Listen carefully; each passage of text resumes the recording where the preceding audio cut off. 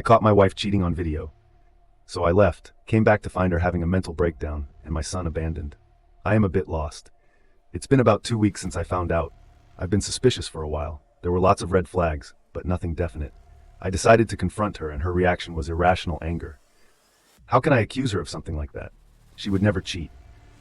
That made me sure I snooped on her phone and computer, but couldn't find anything. So I bought some small cameras and placed them around the house. Then I went to visit some friends over the weekend. I grew up in Norway, close to the Swedish border. I met my wife in Sweden. I was 20 and she was 21, and she had a 3-year-old kid when we met. We hit it off, and I have been that kid's dad for the last 11 years. I love that guy.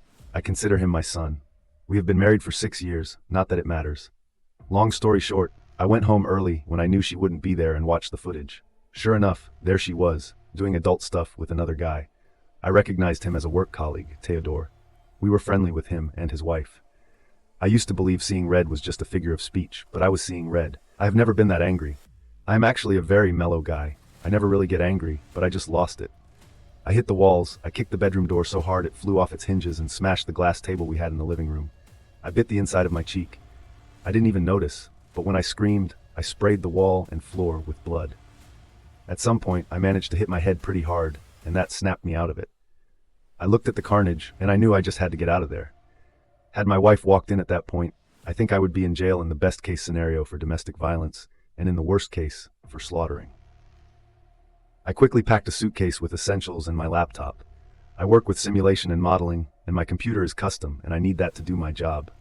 I sent a copy of the video to Theodore's wife. I didn't really write anything in the message apart from, "Your husband is cheating with my wife." I met my son just outside our apartment complex. I gave him a hug, told him I would always love him, but that his mother was cheating on me, so I had to leave. I really regret telling him. He shouldn't be burdened with that. But I wasn't really myself at the time, and it just came out of me. I went to the border. I wanted to go see my family in Norway, but they didn't want to let me cross due to COVID. I've been renting a cheap Airbnb. I'm working, but I'm like a zombie. I haven't talked to my wife. The only person I have responded to is my son. He's been asking me questions, and I've been honest with him as far as possible that I don't know what is going to happen next, apart from divorce. I've been trying to find a good lawyer. I've received hundreds of messages from my wife and her part of the family. I haven't responded to any of it. My parents are the only ones that know on my side, as far as I know. I don't want to talk to my friends because they are friends with my wife as well, so I don't really have good support at the moment. I'm afraid that if I talk to her or see her again, I will lose it and do something I can't take back. I also don't want to lose contact with my son, but I have no idea where to even start. I am still boiling with rage, and I don't know how to get past that. I need to respond to my wife at some point, but I'm so angry that I don't think I'm capable of being rational. I just wanted to try to write this out and see if that helps. So far, I would say it's made no difference at all. Update 1. I'm doing better. I actually visited a cage fighting club. I should really stress that I do not know how to fight at all. I'm not really in great shape. The few times that I ended up in a fight in my youth, I had my crap beaten badly. I talked to them and explained the situation. They were actually really friendly and eager to help. First, they made me work out for 2 hours. When that didn't take the edge off my anger, they put me in the ring with a very experienced fighter. It was clear he was really gentle with me. Even though I did my best, I didn't even give him a workout. It's pretty clear he let me punch and kick him, but he easily blocked whatever I meant. I have a newfound respect for people that know how to fight, and I am determined to learn it. These guys were the chillest people I've ever met. I want to be as calm as them. My little fight helped a lot. It really took the edge off. I don't have that burning anger. I am still pissed, but now it's manageable. I will go back for training and more beatings. Still, I don't trust myself to meet my wife. I have talked to my son. I told him that no matter what, we would be okay. I consider him my son no matter what happens between his mother and me. I appreciate that. I think he really appreciated that. I have talked to a few common friends and her parents. Apparently my wife has become sort of unglued. She's been calling and talking to everyone at all hours, day and night. She has apparently been confessing everything to almost everyone, and even offering money to anyone that could put her in touch with me. I was considering only speaking to my wife via lawyer, but I can't afford that. So I've asked my cousin to act as a go-between. I gave her a few questions to put forward, so we see where it goes from there. I plan to contact the AP's wife next week as well. Some Redditors strongly suggested that I talk to my wife and tell her that if I can adopt my son, I will consider reconciliation. But I would never do that. I will not use my son as a pawn in anything ever, as things stand. Now, I would love to adopt him, but only if he asks me to, and only if I am sure it's what he wants and that he isn't influenced or pressured by anyone. I will get through this. I think I've received so much good advice on here. I feel like I have a plan now to move forward with an update too. I'm sorry it's been radio silence. I've had my hands full since my last post. I see a lot of questions in my PM messages, so I figured it's easier just to make this update. I started calling my son twice per day after my last post. He would always tell me everything was okay, but I guess it really wasn't. I was focusing on trying to get myself under control. I started going to IC. That helped some, but what really changed things is when I went to try boxing. The first place I visited was kind of grimy and run down. Still, the 5 guys that were there seemed to have this amazing camaraderie going on, and I really wanted in on that. I wanted to belong there badly. They all told me I had to talk to the old man. He was the owner of the place. Apparently, he decided who could join or not. They all had a lot of respect for him, so I was kind of apprehensive. Let's just say that the old man has an abrasive personality to begin with. He just listened. But once he started talking, I was quickly getting more and more agitated. There wasn't anything I could really put my finger on. Everything he said was true. And maybe that's what angered me. Or maybe it was the tone. Like, every question or sentence was an accusation of sorts. The old man made me feel like I was not good enough to become a member of his club, and I suddenly found myself in a position of arguing with him for him to let me prove that I was worthy. I still haven't figured out if he is just an idiot or some kind of genius. That said, the old man has really affected my life in a very positive way. Even though he is very uncomfortable to be around, I am starting to see why people have such respect and admiration for him. The old man has helped me understand why I was so angry and how to think more clearly moving forward. It's a story in itself, but this is already getting long, so back to the main issue. A few days after my post, about 20 minutes after I had talked to my son, he called me back. He was crying, and he apologized for lying to me when he said everything was okay. At home, he went on to tell me that my wife was just sitting in front of the TV, staring at it. Even if he turned it off, he didn't have any food to eat. The house smells, and the only thing he had eaten in the last 2 days was some sandwiches a friend's mother had made for him when he visited. Of course, I immediately rushed home. I could smell the rotten garbage in the hallway even before I got in the door. The house was an absolute filthy mess. It clearly hadn't been cleaned since I left almost a month ago. The floor was covered in crumpled up sheets of paper, overflowing dirty dishes in the sink, broken glass on the floor, and the smell of rotten garbage. Absolutely disgusting. I went to check on my son first. I had picked up a burger for him on the way over. She was just skin and bones. Her eyes were sunk into her head. Dark rings, lifeless skin, cracked lips, messy, dirty hair, filthy clothes. I grabbed a chair and set myself down between her and the TV. The smell coming off her was absolutely terrible. There was a bucket on the floor later. I found out it was half full of weak, old vomit. I felt a deep pain for her. I wanted to protect her, help her make her better for a while. I completely forgot what she had done. Seeing her like this was really painful for me. I guess in some ways I still love and care for her despite what she has done. That fact kind of terrifies me. Something is wrong with me. Do I think I didn't know what to say to her? To be honest, she was clearly not all there. She actually asked me if I was real. When I said yes, she broke down, crying in a way I've never seen anyone cry before. Her crying, or wailing is probably a better word, was so loud, it sort of startled me without warning. It mixed with the scream. She either fell asleep or passed out. I put my Fitbit on her arm because I don't really know how to take someone's pulse. Her heart rate varied up and down between 100 and 150, so I figured that's probably not good. I made sure she was in a comfortable position on the sofa, and I wiped the snot off her face before I ran and asked our neighbor for help. They were happy to look after our son while I took her to the hospital. She has been there for 7 days now. I think I'm a bit blurry on the days. To be honest, I have visited once, but she got so upset from seeing me that the doctors recommended that I don't visit for now. They have no diagnosis for her yet, and they have no idea of when or even if she will come out of it. I have been focusing on taking care of my son since I have made sure he is regularly eating, and he looks like he is doing better. Now there is no doubt he has been traumatized by this. I am drowning in guilt for my part in causing him this pain. I have been in contact with a lawyer to try to get custody rights for obvious reasons. I don't know how that will work out. I have also prepared for divorce, but I am holding off for the time being. It took us several days to clean the house. I decontaminated the fridge with bleach and still, it smelled like rotten food. So, I actually had to get a new one. I also found that my wife had taken all my dirty laundry into bed and made a body shape of it.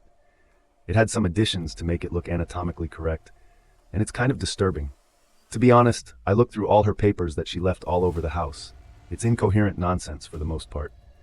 Some pages have dates and times. I can't understand most of it, apart from some pages that have long lines of sorry written on them.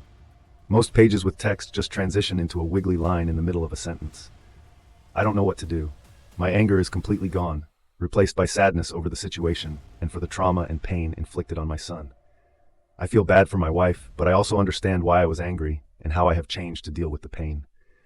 I have left a huge piece of myself behind, and she caused that. I don't know if I have it in me to forgive that. A big part of my personality was being a good husband and provider for a long time. That part of me was mortally wounded by her affair. I left that part of me behind. It was just too painful to keep.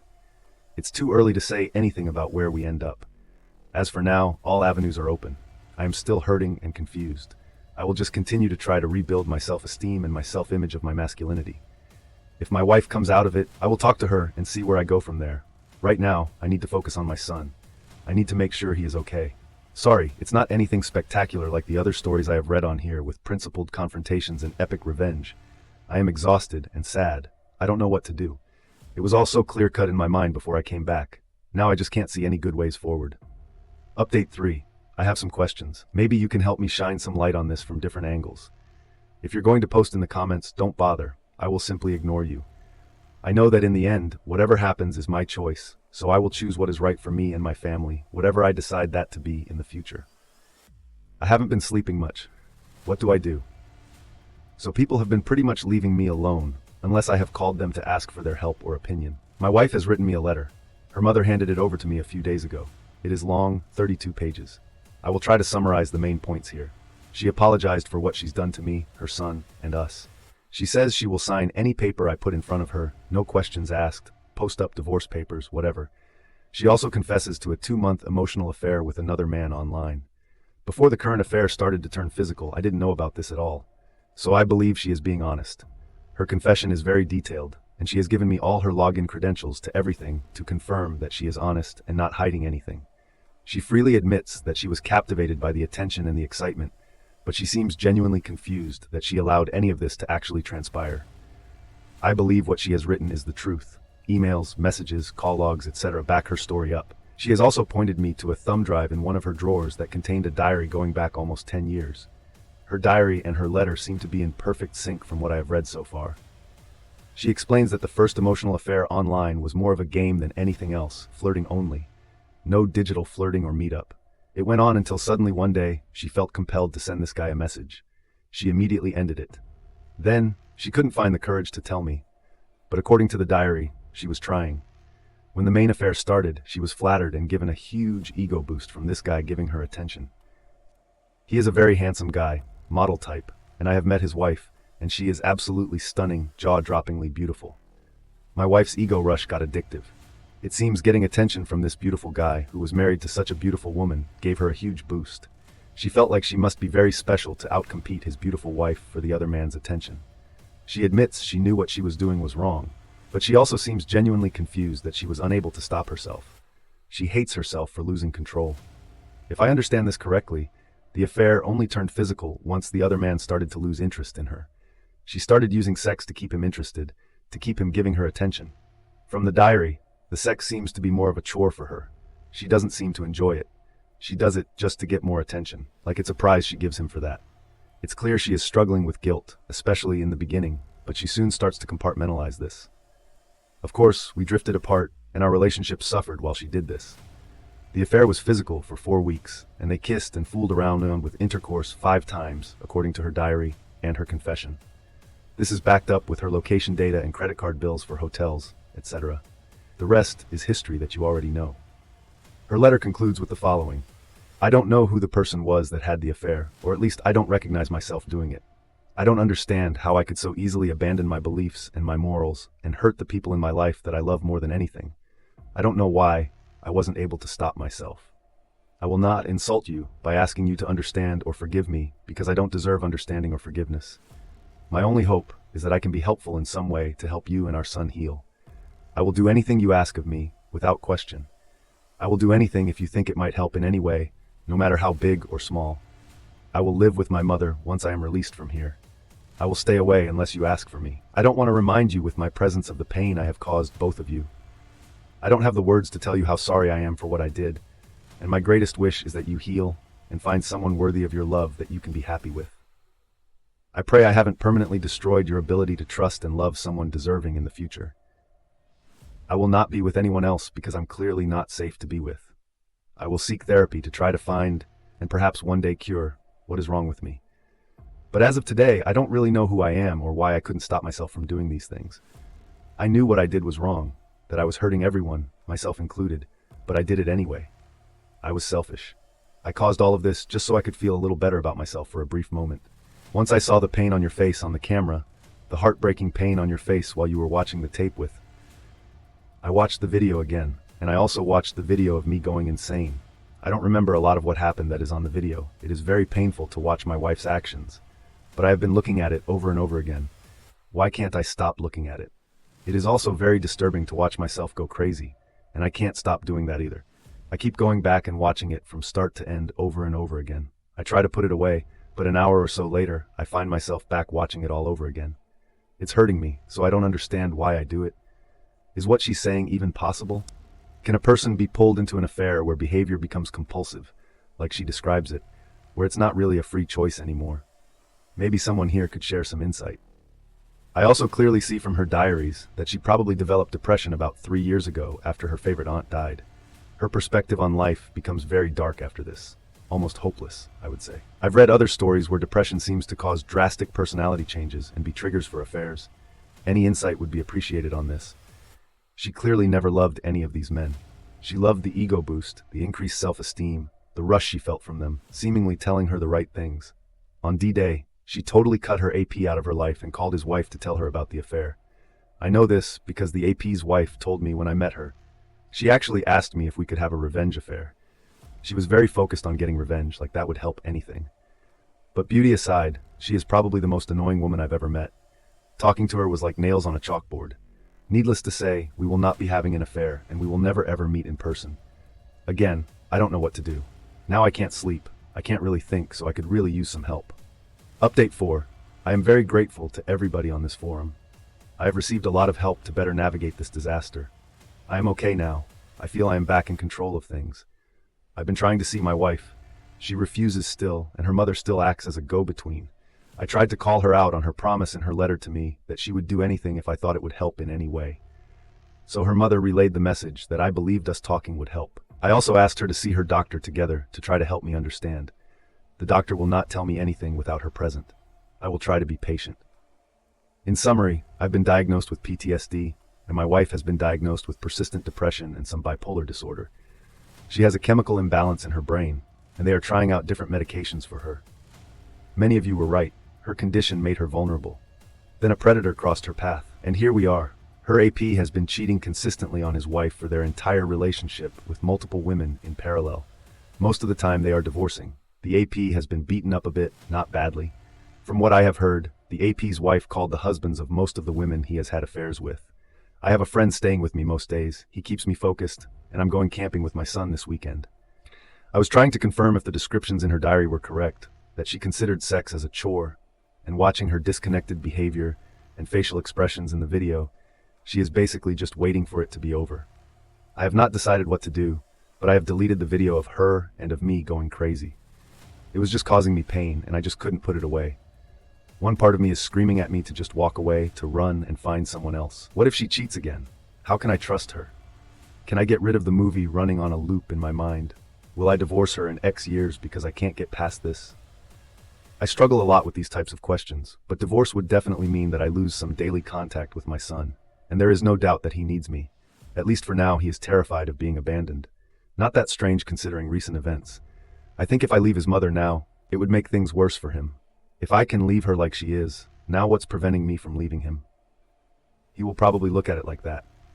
The two of us have started going to the boxing gym together, and we are bonded, stronger than ever. Being there for my son is giving me tremendous strength and motivation to face this with an open mind. He is leaning heavily on me at the moment, so even if I decided to divorce, I'm not sure if I could actually go through with it. I will bring that into any new relationship.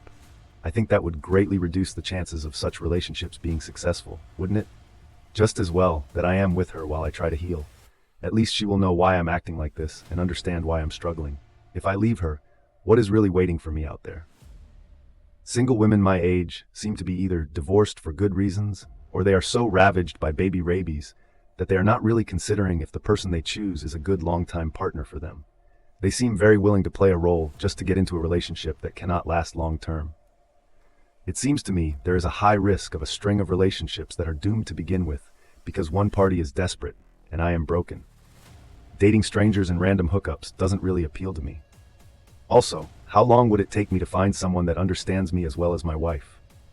She is the only person in my entire life that I felt actually really gets me, and it took a long time to get to that point. Isn't that something I could use in my own healing? Would I ever be able to find someone again that could do that?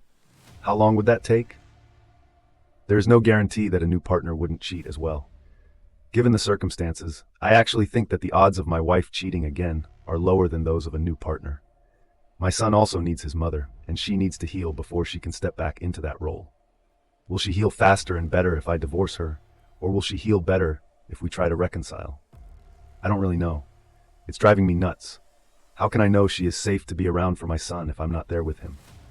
When it comes to my own healing, would I be better off alone or with her based upon what I have learned here?